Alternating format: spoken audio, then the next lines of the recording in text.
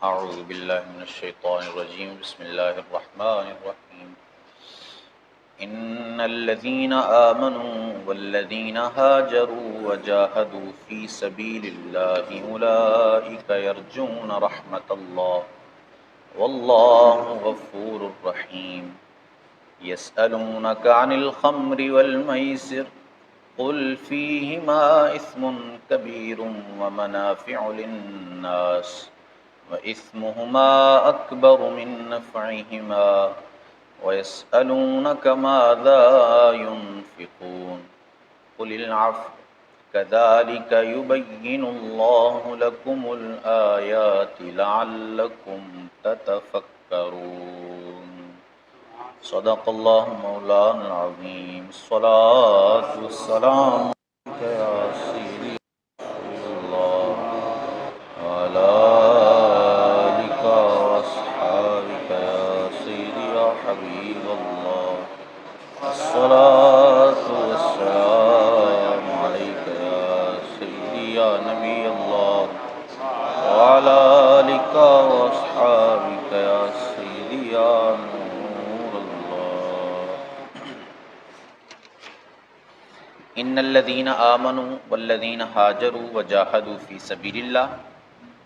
وہ جو ایمان لائے اور وہ جنہوں نے اللہ کے لیے اپنے گھر بار چھوڑے اور اللہ کی راہ میں لڑے، اولئک یرجون رحمت اللہ، وہ رحمت الہی کے امیدوار ہیں، واللہ غفور الرحیم، اور اللہ بخشنے والا مہربان ہے۔ اس سے پچھلی آیت میں عبداللہ بن جاحش اور ان کے ایک لشکر کا تذکرہ کیا گیا تھا کہ جنہوں نے غلطی سے رجب کے مہینے میں جنگ کر لی تھی۔ رجب کا مہینہ چونکہ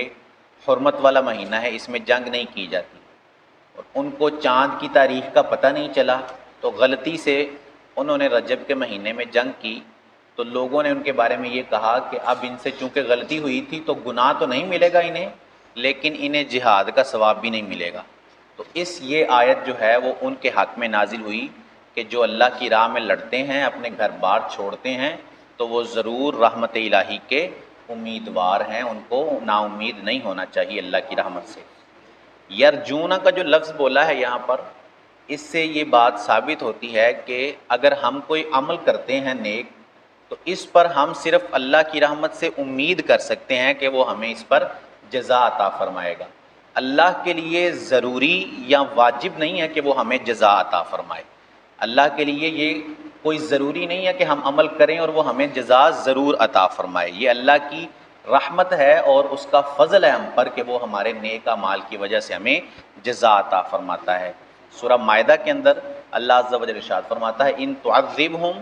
فإنہم عبادک وإن تغفر لہم فإنک انت العزیز الحکیم، کہ اگر اللہ عذاب بھی دے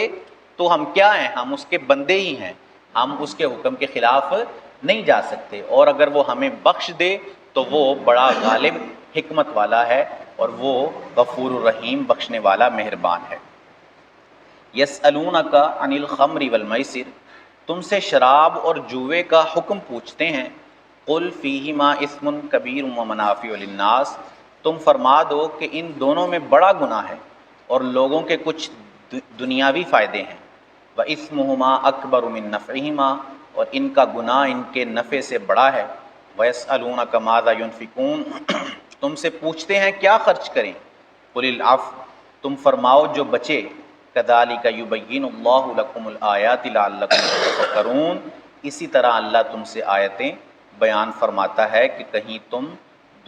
تتفکرون سوچو۔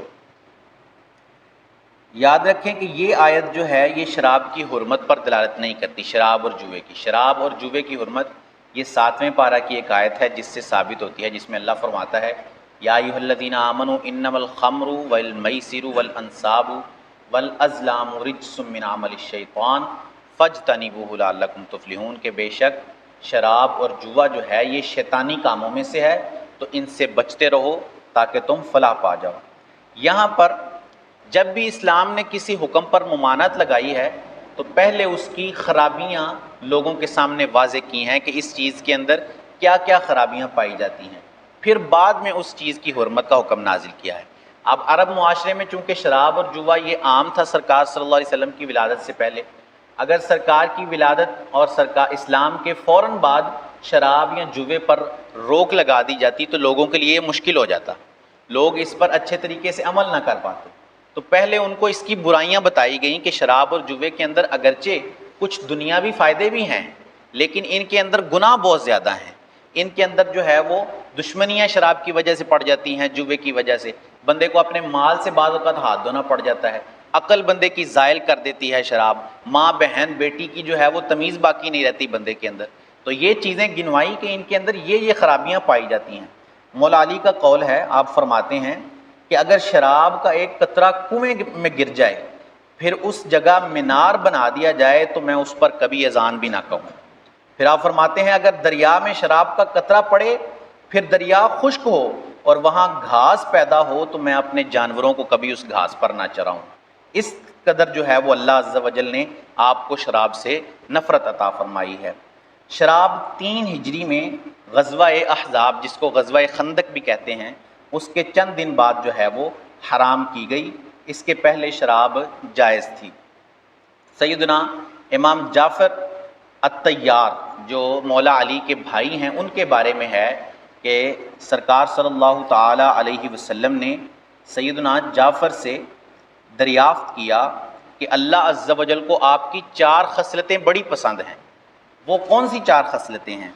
تو انہوں نے عرض کی ایک تو یہ ہے کہ میں نے کبھی شراب نہیں پی، یعنی اسلام آنے سے پہلے بھی میں نے کبھی شراب نہیں پی کیونکہ میں جانتا تھا کہ یہ عقل کو زائل کر دیتی ہے اور بندے کو اپنا پتہ نہیں رہتا۔ دوسری فرمائی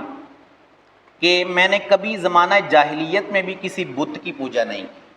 کیونکہ میں جانتا تھا کہ یہ پتھر ہے، یہ نہ کچھ نفع دے سکتا ہے اور نہ ہی کچھ نقصان دے سکتا ہے۔ تیسری خصلت فرمائی کہ میں کبھی زنا میں مبتلا نہیں ہوا کیونکہ میں جانتا تھا کہ یہ بے غیرتی ہے۔ چوتھی خصلت یہ فرمائی کہ میں نے